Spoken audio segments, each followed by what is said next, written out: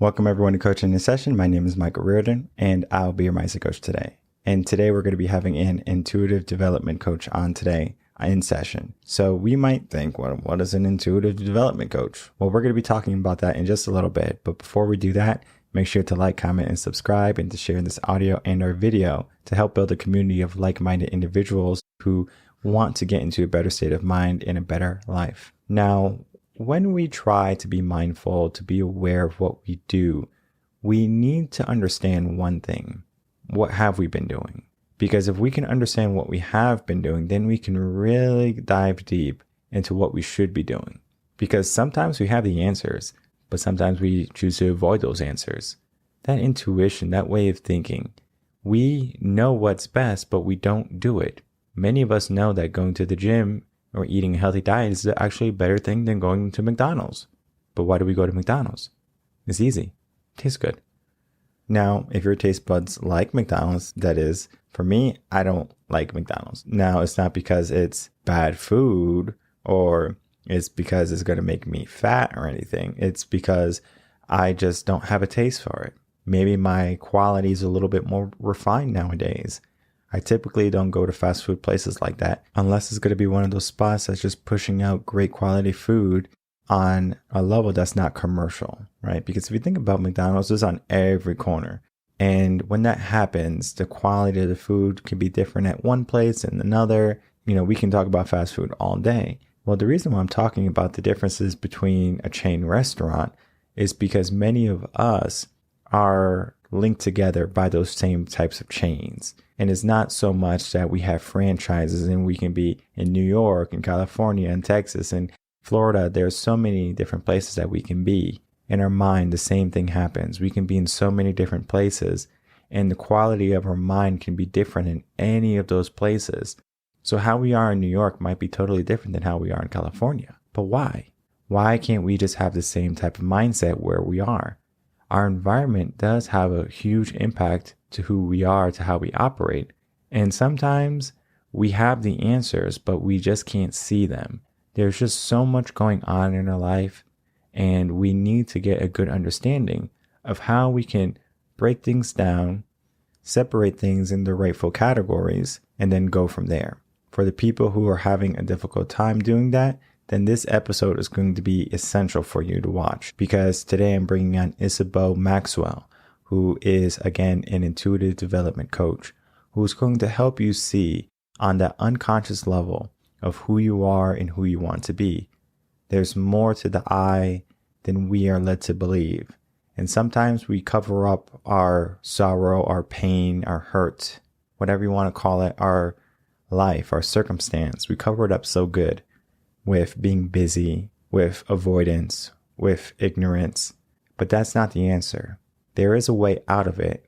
And I want to share Isabeau's way of thinking to help you start that process, to build that foundation of seeing your mind in a different light, in a new light, and hopefully the light that's finally going to bring you to the place that you want to be.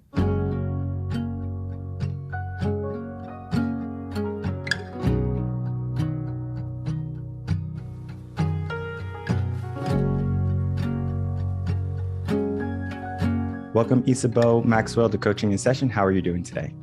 I'm doing fantastic. Thanks for having me. Of course. So today I have you on. You're an intuitive development coach. Can you please elaborate on what that is and how you help the world? Absolutely. Well, first, I entered into the world of becoming a professional medium. Then I found that my passion was helping other people open up their intuition, not necessarily to do psychic readings or anything like that, but to use it in their day-to-day life as guidance. So I teach a course on it, and I have a membership platform as well for people that are really looking to live intuitively. And what got you into the whole type of coaching of intuitive development coaching, and then maybe even going a little bit further back into the medium work you did? Yeah, I got to tell you, not in a million years, Michael, would I have thought that I would be sitting here today. I'm grateful that I am, because my life is 100 times better than what I even understood it to be before. But I was in my early 30s. I was actually a complete skeptic. I've been very business oriented my entire life. I have a math degree from college. Everything was science-based for me. Didn't really have spirituality or religion in my life, in the family in general. So it was more just being very human. And like I said, in my early 30s, this all happened. My grandmother passed away. She was halfway across the country. And I ended up, it was the middle of the day. I was alone in my apartment. My husband and kids went to go get me, wine and chocolate to help soothe my heart, because I just lost the most important woman in my life. And within an hour or two, I don't recall the exact timeline, but she showed up in my living room and she was transparent, but solid enough that there was no way that I could doubt that happened. And honestly, it was really frightening for a moment. It was really startling because that just happened in the movies. That's not real. And now it just happened to me. So I moved forward, and I believe that I moved forward in the beginning out of grief, thinking, okay, if that was real, are you there? And I started having conversations with her and such. Eventually, I found that the conversations weren't very intricate or detailed. And I remember saying to her, I'm going to need, proof. I'm not trying to be mean or cruel about this, but I'm going to need some level of proof. Otherwise, this might be grief, and I might need to go take care of that and meet with somebody and get some healing work done through therapy or such. And she started to deliver significant amount of proof. And then other people started to come through from the other side. When I was hanging out with friends, walking through stores, things like this, I started to develop my intuition and dive into it the same way I would dive into business or school or anything else. I had to learn it. It was like I wanted to understand, what is this thing? How does it work? Et cetera, et cetera. And I did what I thought I should do because I didn't know anything else, which was to become a professional medium. And I worked as a medium for a few years. Well, I worked for a number of years, but fast forward, a couple of years past that, I developed the Sage Method course, which is a 7-week course to walk people through how to open up that intuitive channel. And that's what got me here today. And is your course like the coaching course? Yeah. The course is the coaching course. It's like the master course. It's wonderful because I would say 98% of the people that take it are not taking the course to become professional intuitives. They're literally taking it to be able to tap into their own intuition in their life.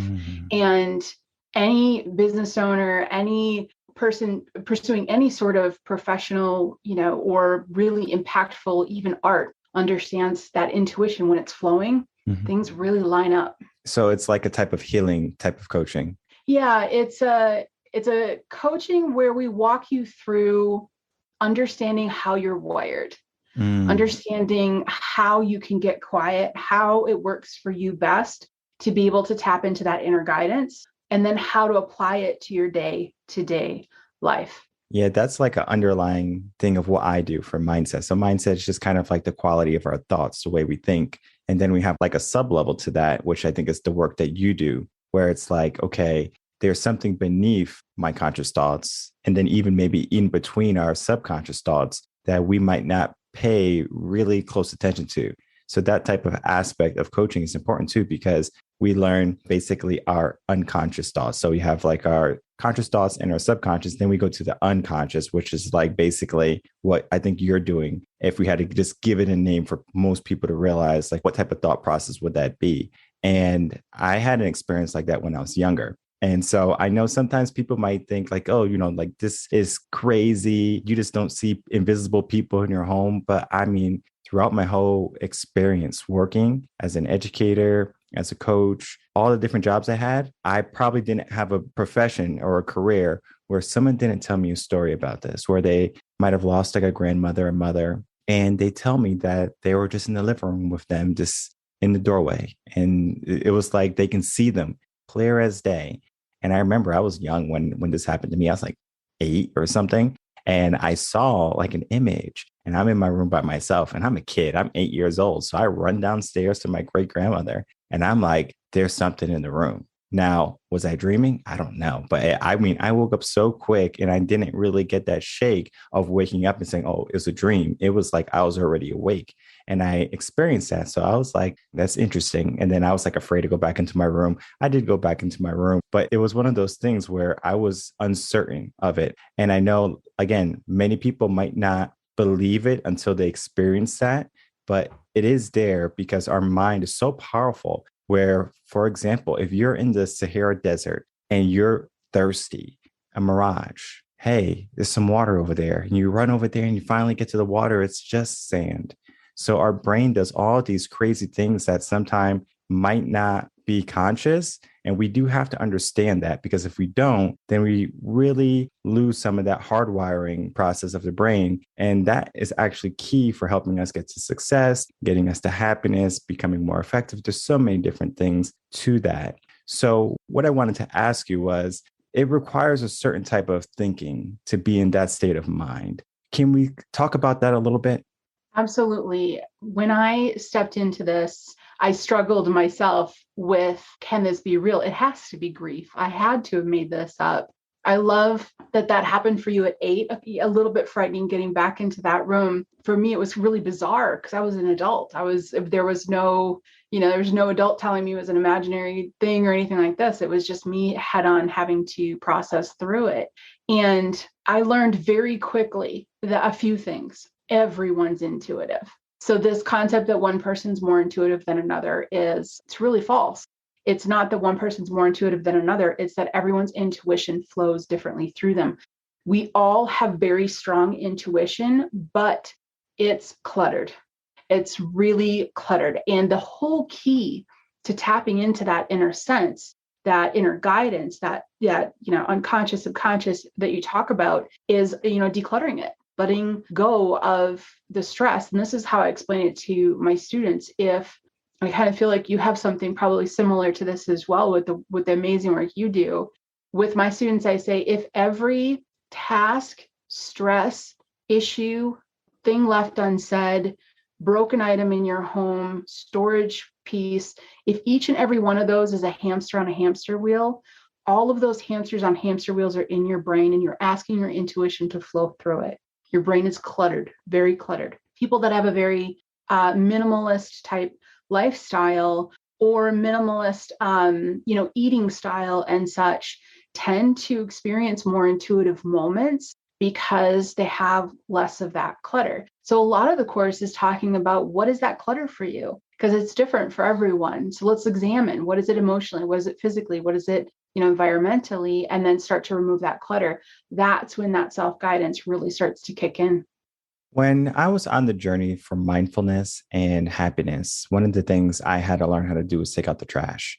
And it might seem like, well, I'm taking out the trash. What does that mean? Am I taking out all my negative thoughts, my negative beliefs, my bad habits? There's so much to those thoughts that are not congruent to success, to happiness. And we do have to really dive deep and understand, is this helping me? Is this important? And as you said, for someone who is a minimalist, they already know what's helping them. That, like, I need this, versus, oh, well, you never know, I might need this. Now you're a hoarder. I'm guilty of that. Yeah. So like I might have, like a living room, this is the main living room. Then I have a den. Do I really need a den? Probably not. I don't use it, but it's there. So it's kind of like I have it just in case. What happens if I have company? And then you just go to the grocery store. Maybe you get 2 drinks instead of 1, because what happens if I have company? And so you just always stock up for the what if. And that what if kind of weighs heavy on us, and it acts like an anchor in our mind. And we have a hard time being mindful when we have so much clutter in our mind, the way of our thinking. And that can actually probably stop some of that intuitiveness, because we are so busy with everything else. And for the people who probably don't believe in this, they're probably like, well, my mind is just racing 100%. And when that happens, you need to slow down. You need to slow your thinking down, slow your life back down, because we live in such a fast-paced life where many people, if you think about how they operate in a given week, a month, or year, everything is what's next. So on Monday, they want Friday. On Saturday and Sunday, they're enjoying life. It goes by so fast. But then again, on Monday, they're waiting for Friday.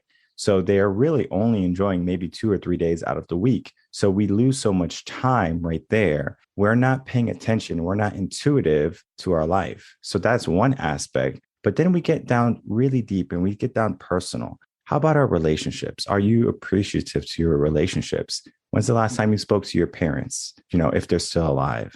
If you have siblings, do you talk to them on a regular basis? Friends from high school, college, whatever it be, if they had impactful meaning in your life, do you keep those bonds?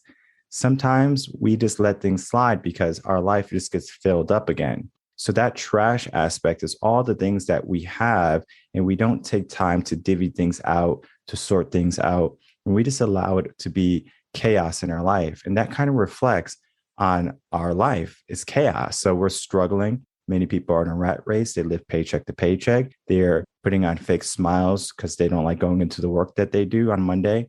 And so there's so much hate for their career, and they're unhappy, but they're not willing to do anything. And I think that if we can learn how to be more intuitive, then that's going to help people to get to that more happiness, to a higher energy level. And I wanted to see, are there any tools that people can use, or tips or tricks that people can use to be more intuitive? Yeah, I love it's a tool called GCP, Ground Clear Protect. And I'll lay it out because it's super simple. Somebody can do it step 1, 2, and 3. But I wanted to throw out there, I love what you were saying. I wanted to throw out there too that everyone, I know some people struggle with the concept of intuition. And while I might have had experiences, and you did as well, where you saw someone, that's not the case for everyone. And to tap into your natural intuition is to tap into that small voice that you tend to think about after the fact. How many times has a person said, I knew it. I knew it. I knew I shouldn't have taken a left, but I took her, I did it anyway. And everything in me told that's your intuition. So really, there's nothing overly magical about this other than saying, wouldn't you like to stop and listen to that voice before you took the left turn? That's what it's all about for me. It's about being in the flow. Instead of having the lows really, really low, have them not be so low. A fun example of that, I remember a number of years back, I was driving an old Saab. Now, I loved this car, Michael. This car was like 1978 or something. I mean, it was old. It was just fun. And I had this solid belief that this car was a tank, that it would never die. And I don't know, it was my baby. And I was driving along, and the thought popped up in my head, the car is going to die, like break down. And I stopped and was like, well, intuitive teacher, you probably should follow what you tell other people to do, right? And I said, okay, I'm going to listen to myself, even though that's not really how I feel about the car. This popped in. It was a gut feeling. I look out my window. There was a mechanic. So instead of going straight and continuing on my day, I turned into the mechanic, pulled into the parking lot. And as I pulled into the parking spot, the car broke down and died, like in the spot. And it's still going to happen. These lows are still going to come about, but I didn't need a tow truck, didn't need anybody to help me push out. You know what I mean? I wasn't that late. They were able to get it in right away. Stepping into that flow of everything works for you. And it's acknowledging. So to get to the GCP concept, it's acknowledging our energetic body. We have energy. And we know this because you can walk into a room and you can feel other people's energy. If a fight has just happened in a room, almost every person can relate to walking into that room and going, oof, I can feel that. We naturally have energy, but what we don't do is we don't tend to take care of that or acknowledge that energetic body. So think of the energy body as a cloud that can pick up emotions from other people as you go along. By acknowledging that energy body, we can stop picking up unnecessary stresses and things that are not built for our path. And it's real simple: ground, clear, protect. Imagine yourself grounding into the ground, just like a grounding wire. Second, clear. Imagine water or wind or whatever you love just rushing on through you and getting rid of everything out of your energetic body that does not serve you. And then protect, just encapsulate yourself in like a bubble. Understand that your energy's in that bubble, and that bubble is going to give you that breathing space to be able to filter what's supposed to be on your path and what's not. This is a massive step of clarity and declutter. When people do this, they find that their mind quiets. They find that they start to respond instead of react, that they are able to make decisions with much more clarity because they're not really burdened with the energy of everyone else that they're not supposed to be carrying, really. So doing this just once every morning is saying, I'm an energetic being. I have energy. My energy can be affected. My emotions can be affected. I'm going to acknowledge it, put a nice little bubble around it, and say, I'm off for my day. It makes a huge difference. I tell people, do this one every morning for a week and watch how people around you start to interact with you differently.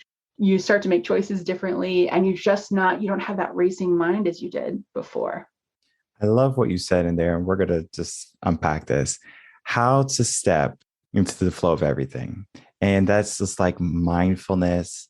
That's just awareness. It goes so deep. And to say it differently, I think when we get into different types of coaching, we have one mission to help the client, right? To help them heal, to help them get better, to help them understand their energy, their mind. But sometimes the terminology is a little bit different. And it doesn't mean it's wrong. It doesn't mean it's wrong. It's just so profound. Whenever I find these little nuggets when I'm speaking with coaches and guests, is that they always have a different way of saying things. And it's so profound because there's no right way, I guess you can say, to teach someone, because there's so many ways you can do it, and how to step in the flow of everything. I don't know if you want to unpack that, because it goes so deep in my mind. It's like I can talk about that for hours. I'm not sure if you have like a different way of thinking in how to step in the flow of everything. Well, how would you express it? Because I agree with you. This is why I love having conversations with people, because we always end up saying the same thing two different ways. And when we come together to find that unity of it, it goes deeper. So how would you express getting in the flow? So for me, it would be living in the moment.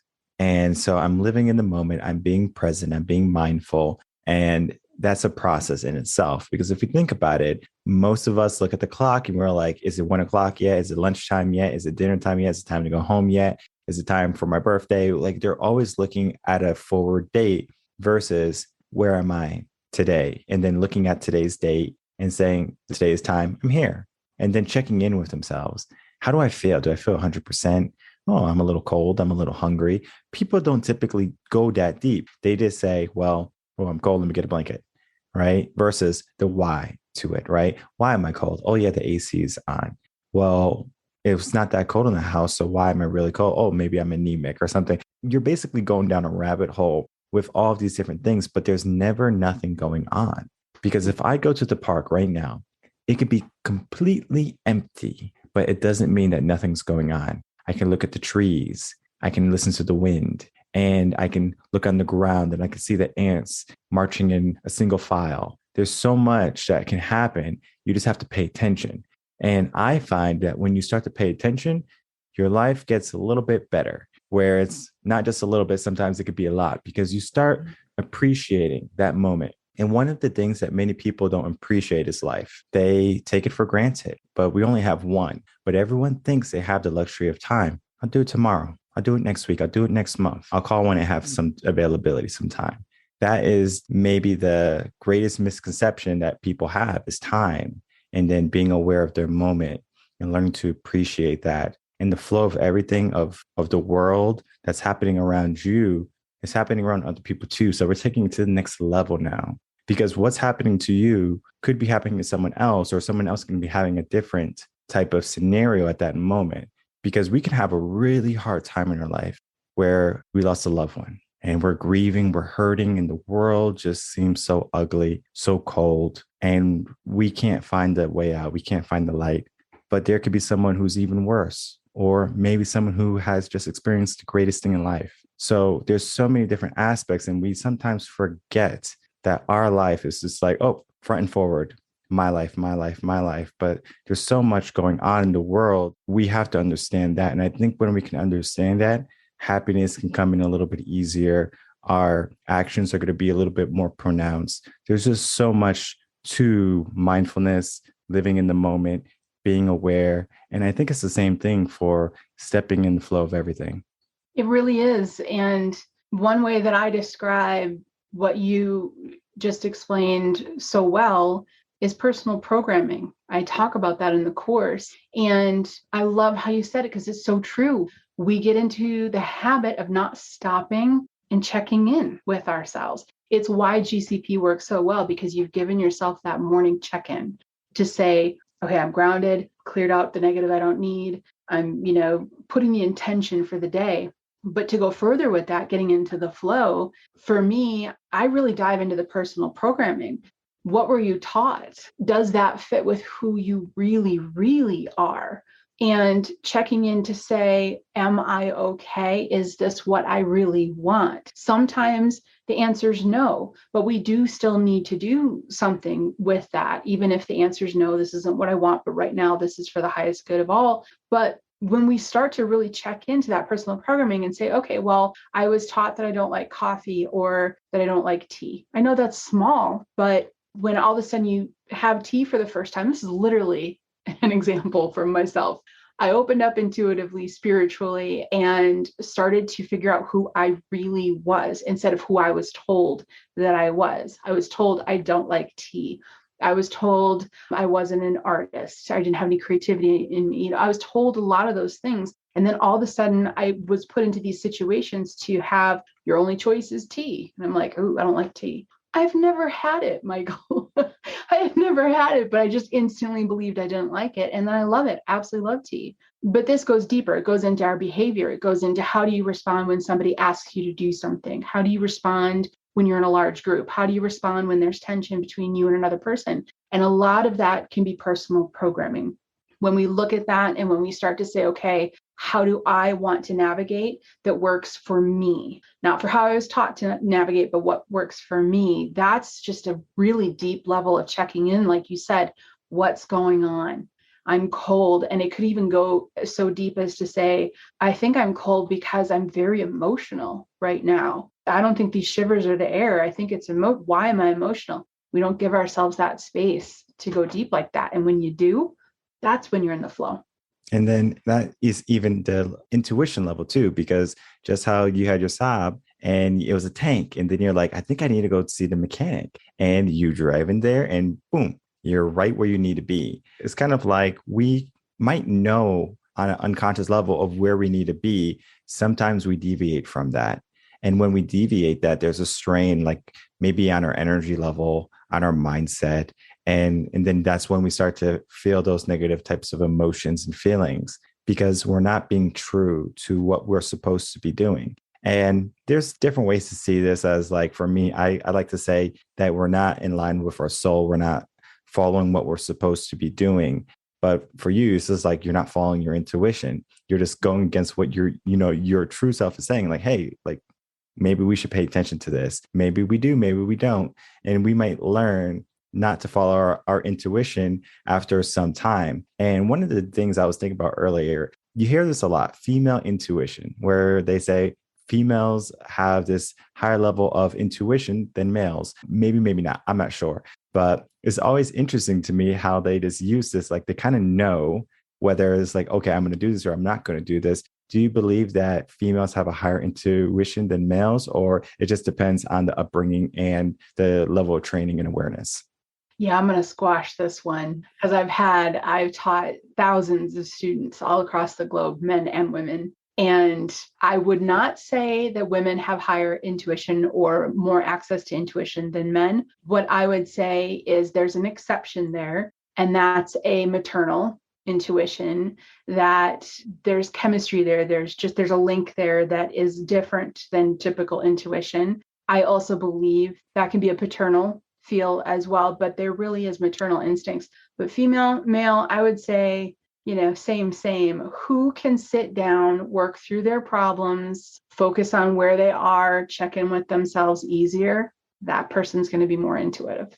Yeah. And society kind of shames men for getting mental health type of guidance, where it's kind of like, man up, be a man, suck it up, put some dirt on it. Whatever they were told as a young boy, men don't cry, whatever it was, now that's in their innate foundation of who they are as a male. And I will say, my wife just had her first child. Congratulations. Thank you. And she is totally different than how I am. Me, I'm more just, I'm going to go to work, I'm going to do me, and I'm still 100%. Now, I still support her, take care of the kid when she needs to sleep, things like that. We're a team. But for her, it's different. She carried that baby for 9 months. I didn't carry that baby for 9 months. And once that baby was born, you can just see the attachment and the love. So it's kind of like when we look at unconditional love, like who can unconditionally love? Probably animals and mothers. Other than that, I'm not sure, because if you look at the Black community, just kind of going down a tangent really quick, why are Black fathers able to leave the family so easily? If there was unconditional love for that child, it wouldn't happen, right? But it does. So that means that a mother is going to typically have more unconditional love for that child because they carried that child for 9 months. Now they're making sure that child's protected, taking care of them, raising them, all of those things.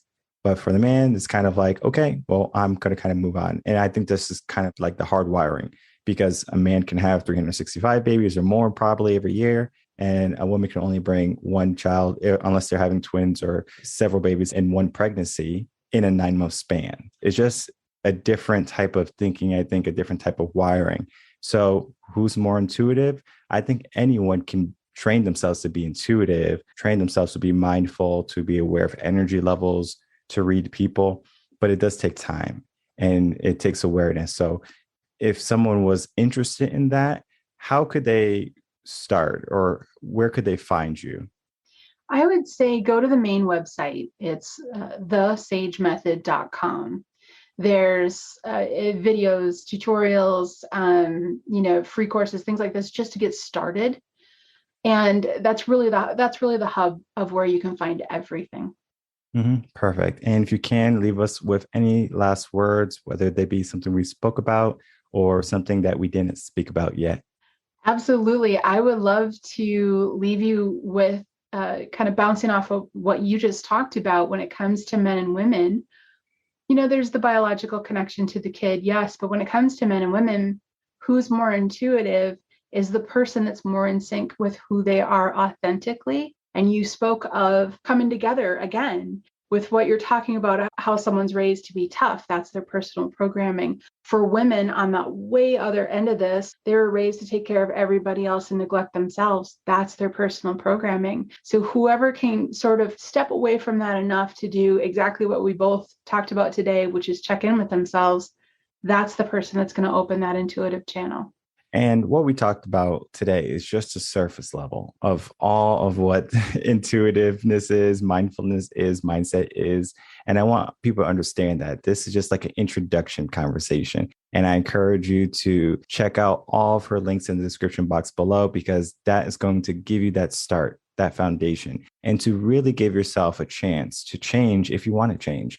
Sometimes people feel like they are in a situation or they were put into an environment and that they can't change it. But that's so far from the truth, because yes, you could have been one of those men who maybe didn't have a father and you had to be tough and you couldn't cry. And then now you have a little bit more flexibility to choose what you want. Not saying that you have to be soft or you have to be open or caring. You don't have to be anything you don't want. You should look at who you want to be and then go for it and make adjustments so you can align your path with your true self, your intuitive self, your soul self, whatever you want to call it. There's so many definitions to it. But I want to thank you so much for coming on. What we talked about is so profound and it's so unique. Thank you, Michael. Thanks for having me on. Of course.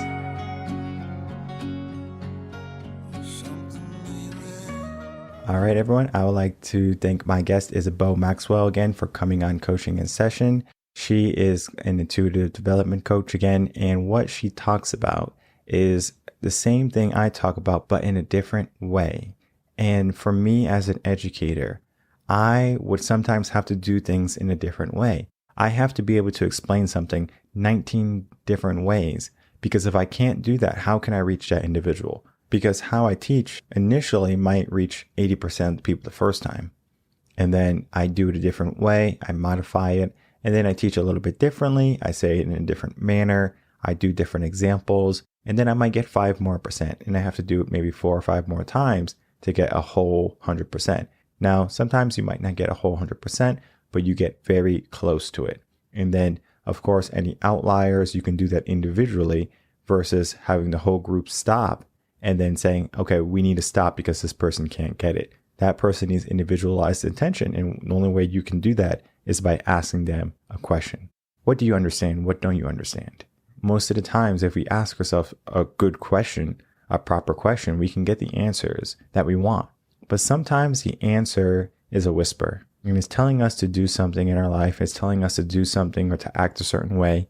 Sometimes we do it, sometimes we don't. But getting into this state of mind where we allow that whisper to be a shout rather than just allowing it to remain muffled. There's a reason why many people are successful. There's no reason why you can't have a good life. There's no reason why you can't accomplish great things in your life. And if you're going through some hardship right now and you're looking for healing, for a change, Isabeau Maxwell is going to be a great asset in your corner to help you get to a new way of thinking. Now, if it's mindset, it's a little bit different, but it's still the same type of quality of coaching where we're helping you with how your mind is. Intuition is dealing with like your energy a lot. It's dealing quite a bit with energy and understanding and awareness, and that there's something out in the universe that's kind of pushing and pulling you in a direction, and you have to kind of gravitate toward your true self, that true way of thinking. It takes some time, but if you have a coach to help you, whether it be with your mindset, your finances, or your intuition, you're going to find yourself to be in better hands. So I always encourage people to go and seek out a coach, a mentor, a guide to help you get to where you need to be. And if you're dealing with anything that we spoke about in today's episode, or if you're looking to get a higher level of intuition, Isabeau is going to be a really good person again. If you're looking for mindset, you can head over to revenconcepts.com. And our goal is to help you get into a better life and then a better state of mind. And we do that with quality coaching that's effective, because you should have a life that is not only effective, but substantial. My name is Michael Rearden. I'm a mindset coach. If you have any questions, you can email me coachingasession@gmail.com, and I will see everyone on the next episode of Coaching a Session. Until then, everyone, take care.